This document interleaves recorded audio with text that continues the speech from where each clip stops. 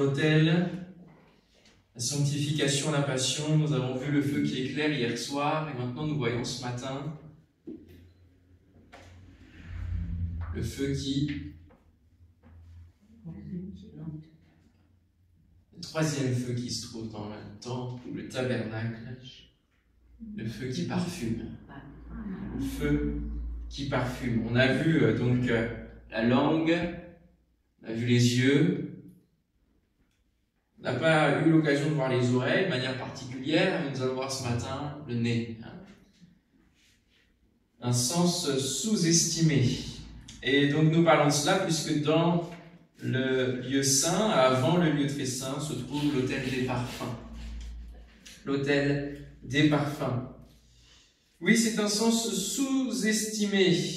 Et lorsque nous parlons de sacrifice, lorsque nous parlons du temple, de tout ce fonctionnement-là, pour Dieu, ce n'est pas quelque chose de sous-estimé, c'est quelque chose de très important, puisque cette odeur-là va lui être soit agréable, soit désagréable.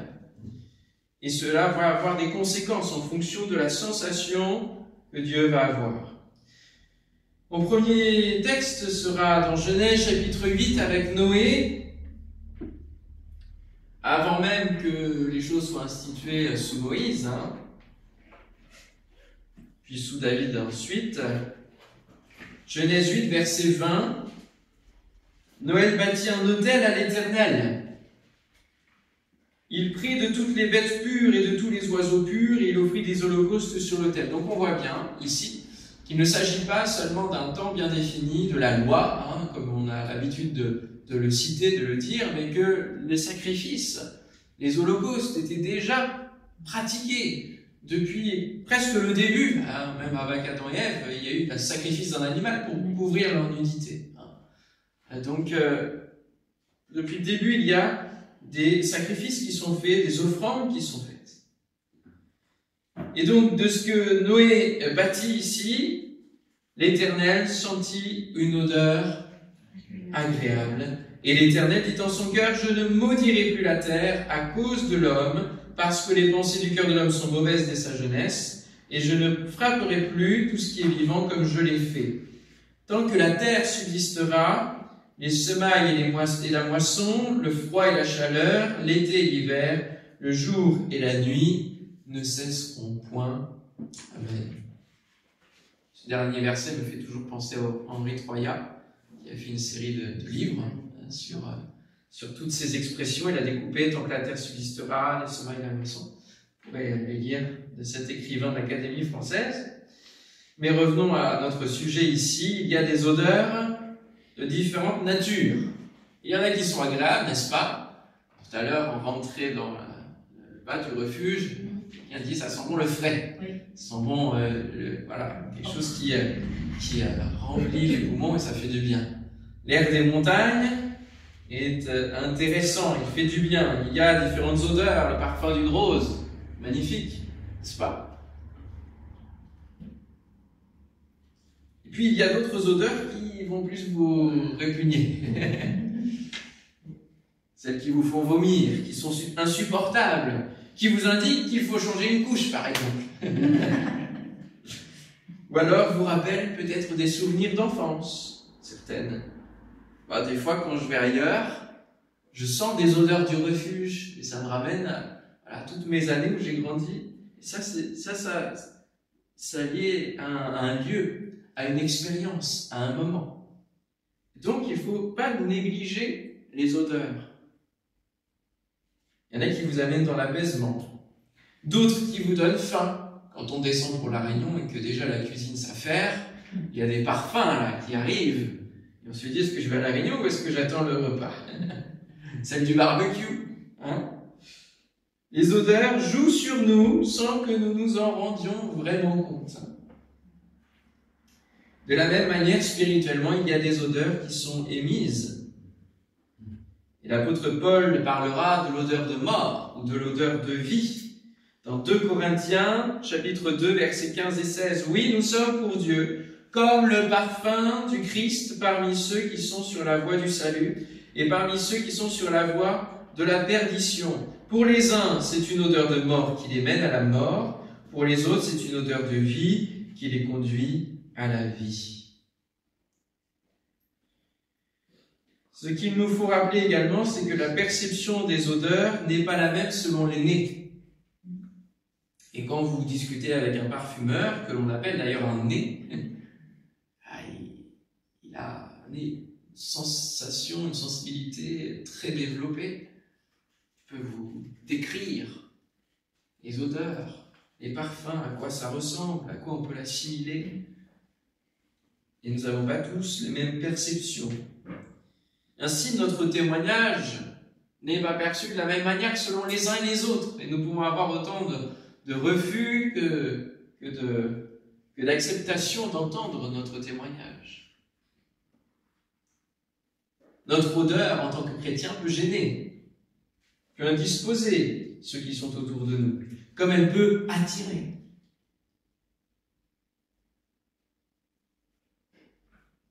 Pour certains, notre odeur de Christ sera comme une odeur désagréable de mort parce qu'ils préfèrent le péché. Et pour d'autres, ce sera une odeur de vie parce qu'ils en auront assez du péché et ils voudront une autre odeur pour eux-mêmes. Et l'odeur du péché peut être séduisante. Dans Proverbes chapitre 7, nous voyons l'exemple, versets 17 et 19 à 19. « J'ai parfumé ma couche de myrrhe, d'aloès et de cinnamome. » Tout ça, ça sent bon. Hein? « Viens, enivrons-nous d'amour jusqu'au matin, livrons-nous joyeusement à la volupté. » On pourrait croire qu'on lit le livre des Cantiques seulement. Attention. « Car mon mari n'est pas à la maison, il est parti pour un voyage lointain. » Ah, mince. C'est pas le Cantique des Cantiques. On n'est pas dans le domaine de la fidélité, on est dans le domaine... C'est les mêmes odeurs.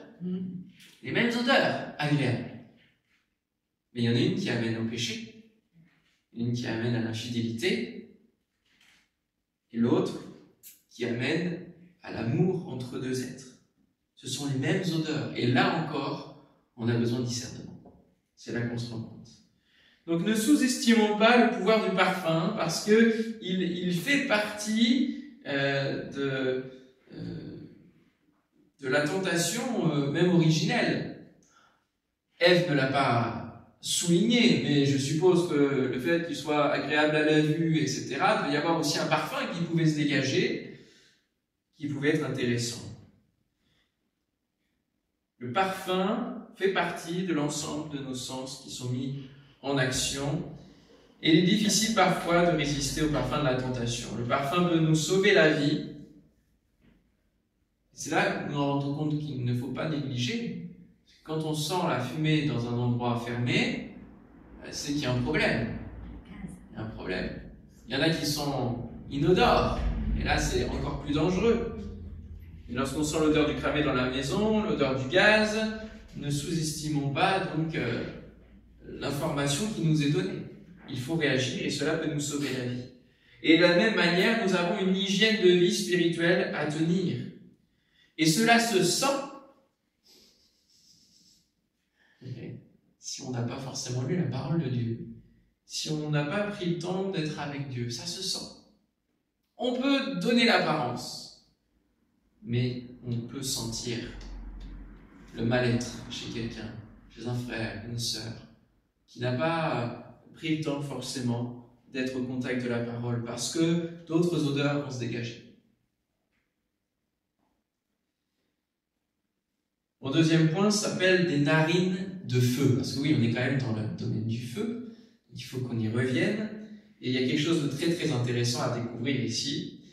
Pour ceux qui l'avaient suivi donc sur l'étude du livre d'Ésaïe, nous avions vu que quand nous nous révoltons contre Dieu, nous ne faisons pas monter un bon parfum, mais le péché qui monte vers Dieu, parce qu'il y a plusieurs versets qui décrivent ça, le péché est monté jusqu'à moi, c'est accumulé jusqu'à moi, eh bien ça va irriter les narines de Dieu. Et quelque part, il va éternuer du feu. Alors, il ne faut pas le comparer à un dragon, mais voilà, il y a quand même cela. Parce que le mot hébreu pour narine, af, ça signifie aussi colère, fureur. Et ça vient de anaf qui caractérise lorsque Dieu se met en colère. Donc la colère est très liée à l'irritation des narines de Dieu. Et sa colère, bien sûr, est liée à l'injustice et l'accumulation du péché. Que ce soit une injustice que nous opérons en péchant, que ce soit une injustice qui vient de l'oppression de ses enfants, cela va venir irriter les narines de Dieu. Et on va lire un cantique magnifique de David qui va décrire l'intervention divine pour son serviteur. Parce que oui, c'est pas toujours le péché qui irrite le Seigneur. C'est aussi la méchanceté de l'homme envers ses enfants, l'oppression, la persécution. Et David, nombre de ses psaumes racontent combien il est persécuté par ses ennemis et combien Dieu est là pour le délivrer, pour être un appui, pour être véritablement celui qui va l'aider à traverser et à avancer dans la victoire.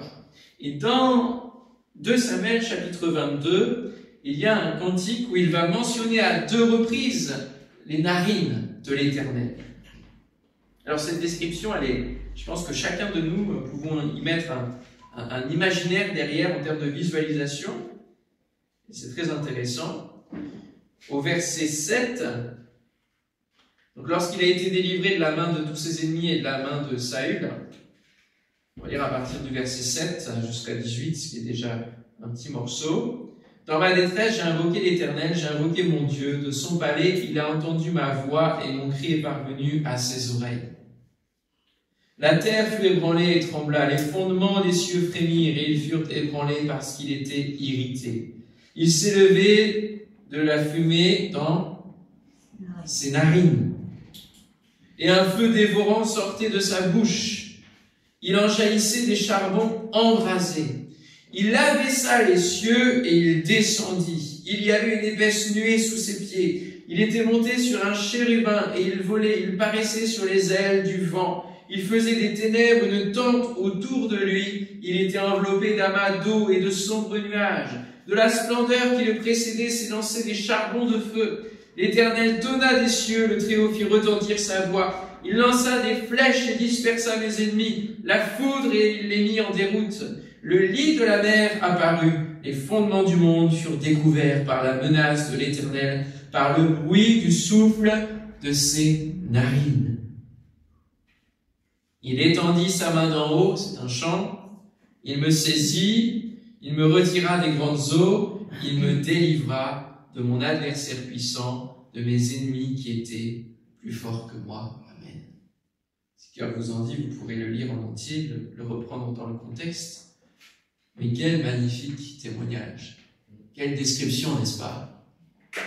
Alors on pourrait dire que c'est imagé. Parce que voir Dieu descendre du ciel juste pour un homme, David, lui qui était très poète, on peut se dire que c'est très imagé. Mais il y a un autre passage qui concerne David et qu'on verra plus tard, où on se rend compte que Dieu est capable de se montrer de différentes manières, de venir sur la terre et de se manifester de différentes manières. On va le voir un peu plus tard. Ésaïe 65, versets 2 à 5, « J'ai tendu mes mains tous les jours vers un peuple rebelle, qui marche dans une voie mauvaise, au gré de ses pensées, vers un peuple qui ne cesse de m'irriter en face, sacrifiant dans les jardins et brûlant de l'encens sur les briques, qui fait des sépulcres sa demeure et passe la nuit dans les cavernes, mangeant de la chair de porc et ayant dans ses vases des mets impurs, qui dit « Retire-toi, ne m'approche pas, car je suis saint ». De pareilles choses, c'est une fumée dans mes narines, c'est un feu qui brûle toujours. C'est vrai que là, le peuple était à faire des poteaux pour Astarté, pour Ashéra, sous tout arbre vert, sous les térébintes, ici et là, et à faire élever de l'encens. Et l'odeur qui venait auprès de Dieu n'était pas agréable et irritait ses narines.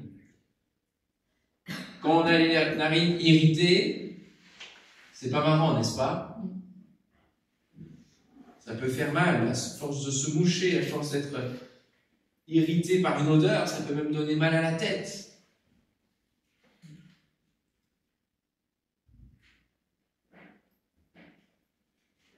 Jusqu'à quand, Éternel, t'irriteras-tu sans cesse, et ta colère s'embrasera-t-elle comme le feu?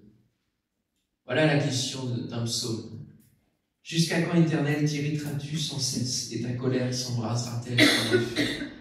Alors, comment faire en sorte que l'Éternel ne soit pas irrité? C'est une bonne question. Que faut-il pour que vos narines ne soient plus irritées? Que l'odeur soit chassée. Que l'odeur soit chassée. Donc il faut une transformation de l'origine de l'odeur. Ça nous concerne nous. Chercher la bonne odeur de Christ pour chasser les autres, un peu comme pour la lumière. Et puis, donc il faut qu'il y ait un apaisement. Il faut de l'apaisement. Il faut, et c'est le titre de mon troisième titre, un petit peu provocateur, un petit tranquillisant, en interrogation. Faut-il un petit tranquillisant pour Dieu? On a l'habitude, dans la représentation mythologique des dieux, que la plupart du temps, les hommes font des sacrifices pour apaiser la colère des dieux. Mais ça vient pas de nulle part. C'est que Dieu, le Créateur, lui-même fonctionne comme ça. Il a besoin d'être apaisé. Et que notre attitude l'apaise. Ainsi, il n'aura pas à se mettre en colère. Lorsqu'il est indiqué que l'odeur est agréable à Dieu, dans l'hébreu, il s'agit d'un mot qui signifie calmant, tranquillisant. Ce sont des sacrifices consumés par le feu d'une agréable odeur à l'Éternel. En ce jour-là, je te loue, ô Éternel, car tu as été irrité contre moi, ta colère s'est apaisée et tu m'as consolé. Ésaïe 12, 1. Ce jour-là, c'est le jour où un sacrificateur fera le sacrifice qu'il faut et qui apaisera l'Éternel. En ce jour-là, dans Ésaïe, c'est le jour où Jésus vient. C'est le jour où Jésus vient à la croix, où un parfum monte. Alors que la colère se déverse sur le péché que Jésus porte, la vie de Jésus donnée s'élève comme un parfum et vient apaiser le Seigneur, qui peut alors faire grâce. Nous nous rendons compte qu'il y a besoin d'un apaisement du côté de l'Éternel et d'une consolation du côté de l'homme. Apaisement de la colère et consolation des pleurs. Les pleurs qui font suite au jugement de l'Éternel, à l'exécution du jugement qui suit la colère de Dieu. Apaisement du côté de l'Éternel par notre attitude et consolation des pleurs. Et dans le livre d'Ésaïe, régulièrement, vous avez ce mot, consoler, consoler mon peuple. La louange est comme donc un parfum qui vient nous consoler, nous tranquilliser, qui vient rasséréner des promesses de notre Sauveur. Tes parfums ont une odeur suave. Ton nom est un parfum qui se répand. C'est pourquoi les jeunes filles t'aiment. Cantique des Cantiques, chapitre 1er, verset 3. La louange. Est-ce que vous êtes habitué à louer le Seigneur? Même quand vous êtes irrité, même quand vous venez de vous prendre une parole blessante qui vous a mis à terre, le réflexe à avoir, c'est de commencer à célébrer Dieu en le louant. Alors que vous commencez à louer le Seigneur, que vous commencez à lever ce parfum, la consolation de l'Esprit arrive sur votre cœur. Alléluia. Amen. Ça m'est arrivé bien des fois. Ma grand-mère était décédée il n'y avait pas longtemps. Je suis revenu sur Paris. On m'a donné une parole, mais qui m'a cassé en 2, en 3, en 4, comme vous voulez. Je suis rentré dans mon studio. Je commençais à faire la vaisselle de manière automatique parce que c'est ça qu'il y avait à faire. J'étais pas bien, je ruminais. Là, je dis, je vais commencer à mettre un CD et je vais louer Dieu. Et aussitôt, le poids qui avait été mis sur ma vie est parti, s'est envolé, en même temps que le parfum que j'ai élevé vers Dieu. Alléluia. Louons, ayons ce réflexe de la louange qui va tranquilliser le Seigneur, qui va le bénir et qui va nous consoler, nous. Alléluia. Quel parfum s'élève dans ton temple, le temple que tu es? Est-ce celui de l'amertume ou de l'allégresse? Proverbe 27, 9 nous dit, l'huile et les parfums réjouissent le cœur, et les conseils affectueux d'un ami sont doux. L'intercession de plusieurs hommes de Dieu dans la parole de Dieu s'est élevée vers Dieu alors que la colère était là et que la menace d'un jugement allait venir. Pour Sodome et Gomorrhe, il y a eu, même si le jugement est venu parce qu'il n'y avait pas assez de justes, il y a eu l'intercession d'Abraham qui s'est élevée. Et cela a permis le salut de Lot. Et à de nombreuses reprises, des hommes ont intercédé en faveur du peuple, en faveur du monde, afin qu'il ne soit pas détruit dans l'élan de la colère de Dieu. Et la parole nous dit que l'Éternel se repentit du mal qu'il avait préparé. Quelle grâce, quelle patience. Et à un autre moment, alors que David avait, et c'est de ce moment-là dont je vous parlais tout à l'heure, avait lancé le recensement, qui n'était pas permis par Dieu, il était saisi comme ça par Satan. Je disais parfois, on a des vagues de chaleur comme ça, et David en a eu plusieurs, dont celle du recensement du nombre qu'il y avait dans le peuple. Et alors l'Éternel lui a laissé le choix du jugement, parmi 3 choix. Et il a choisi, en tout cas, la ville de Jérusalem commençait à être détruite au travers de la peste. Et David a intercédé auprès de Dieu. Et l'ange de l'Éternel qui avait son épée de destruction était là au-dessus de la ville. Et c'est ça qui a fait qu'ensuite il est allé acheter l'air donnant pour offrir un sacrifice d'apaisement qui va servir ensuite à l'emplacement du futur temple, la construction du temple. L'air d'ornement. Et quand on lit le passage, on voit que l'ange de l'Éternel est là, au-dessus de la ville, et qu'il discute avec David, et on se dit, waouh, si Dieu peut descendre.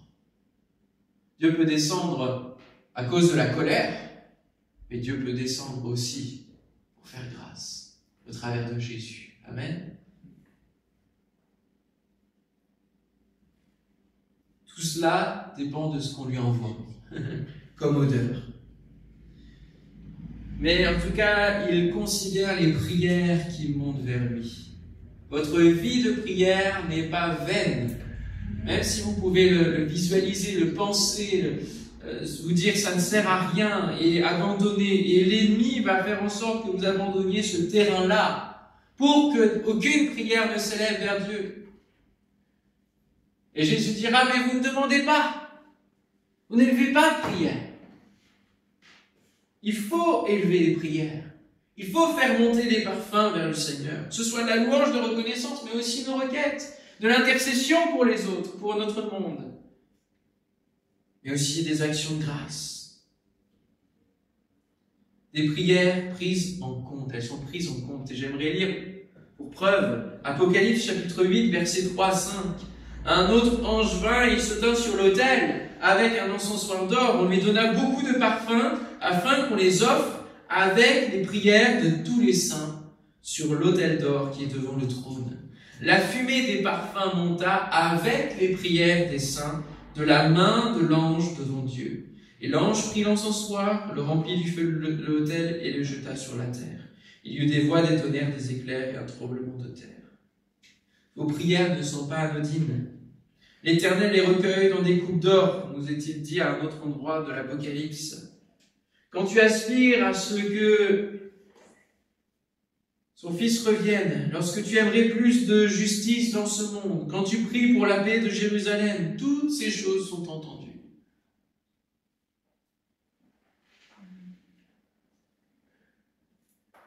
L'évangile de Luc démarre au verset 10 du chapitre 1er par cette précision. Toute la multitude du peuple était dehors en prière à l'heure du parfum.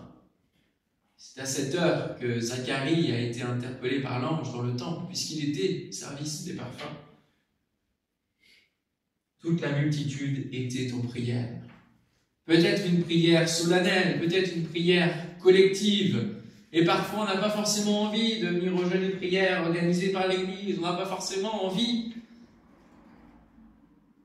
Se disant, mais bon, moi, j'ai pas la conviction que. Mais la prière personnelle est une conviction. La prière collective est une convocation. Ça n'a rien à voir. Et lorsque Dieu nous appelle à être ensemble, à l'heure du parfum, pour faire monter la louange, c'est le moment de s'y mettre. Que faites-vous à l'heure du parfum? À l'heure de prier, de louer votre Dieu? Est-ce que vous mettez sur les écrans dont on parlait hier soir?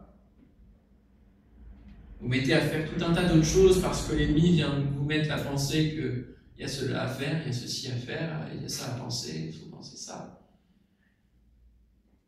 Êtes-vous présent au rendez-vous? Pas toujours si facile de tenir le rendez-vous avec Dieu. Mais ça doit être la priorité de notre vie, parce qu'il désire ce parfum qui s'élève de nos vies. Zacharie, lui, a été présent au moment du rendez-vous, a reçu la visite de l'ange, a reçu cette bénédiction d'avoir Jean-Baptiste comme fils. Et Zacharie, ça signifie l'Éternel se souvient. Et quand tu viens prier, tu élèves des parfums, l'Éternel se souvient des bons parfums. Et il est apaisé envers toi. Alléluia. Non pas qu'il y a une colère latente au-dessus de nos vies, parce que nous sommes sauvés par grâce. Donc nous n'avons pas crainte d'une colère de Dieu. Mais il est bon d'amener auprès du Seigneur un parfum qui lui est agréable. Amen. Je citerai en dernier verset la vie de prière, ô combien différente entre deux hommes. Et je citerai que le deuxième qui est intéressant.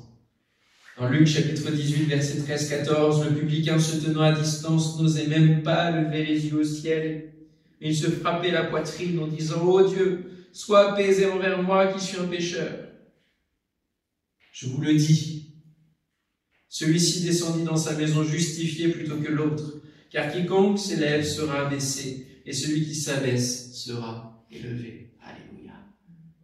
Il ne s'agit pas de faire de belles prières au public et de se montrer, de s'élever. Non, non. Pour faire monter un parfum, il faut s'abaisser. Un parfum de l'humilité, parfum qui est dans la bonne position, qui permet de dire, Seigneur, toi tu es le créateur, moi je suis la créature. Alléluia. Alors qu'on puisse faire monter un parfum chaque jour pour notre Seigneur. Amen. Amen. Alléluia. Seigneur, nous te bénissons, te remercions. Nous voulons faire monter vers toi un parfum d'une bonne et d'une agréable odeur. Composer des paroles qui sont les tiennes, qui viennent de ta parole. Sur l'exemple de ceux qui ont écrit des cantiques magnifiques dans ta parole. Une poésie qui ne peut venir que de l'inspiration de l'Esprit. Ô Seigneur, donne à notre vie de prière l'inspiration de ton Esprit, au nom de Jésus. Seigneur, donne-nous de mettre en priorité cette élévation de notre vie vers toi. Non pas dans un esprit de gloire, de nous montrer, mais que nous puissions venir comme le publicain en disant, Seigneur, nous sommes tes créatures, nous voulons simplement t'honorer. T'adorer en esprit et en vérité, partout nous pouvons le faire.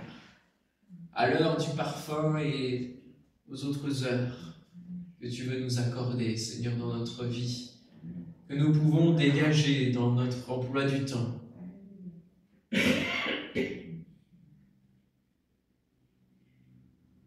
nous puissions faire monter vers toi une odeur qui te soit agréable, Seigneur, qui t'apaise, qui te tranquillise, qui fait que tu ne descends pas, tu n'es pas obligé de descendre de ton trône pour affliger un jugement parce que tes narines auraient été irritées.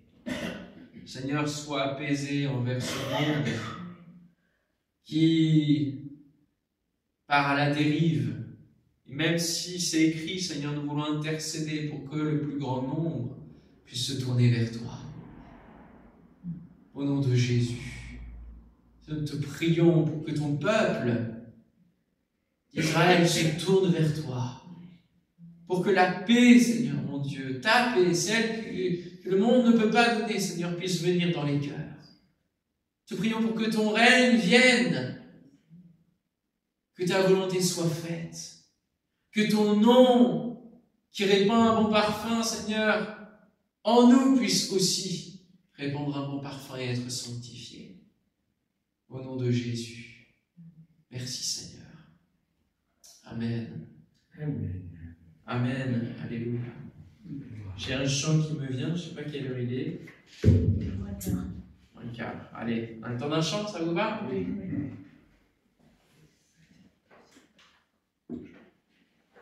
Que l'esprit de vérité vienne sur nous maintenant. Alléluia. Ça nous permet de chanter le Notre Père.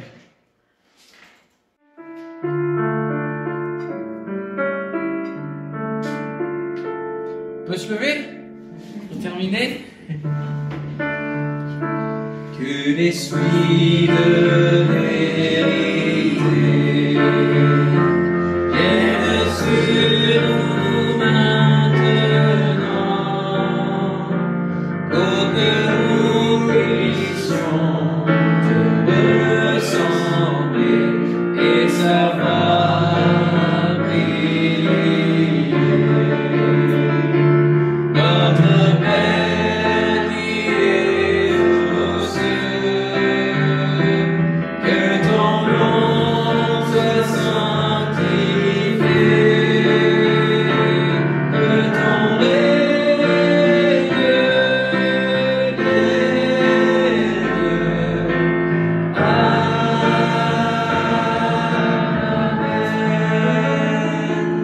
Que ton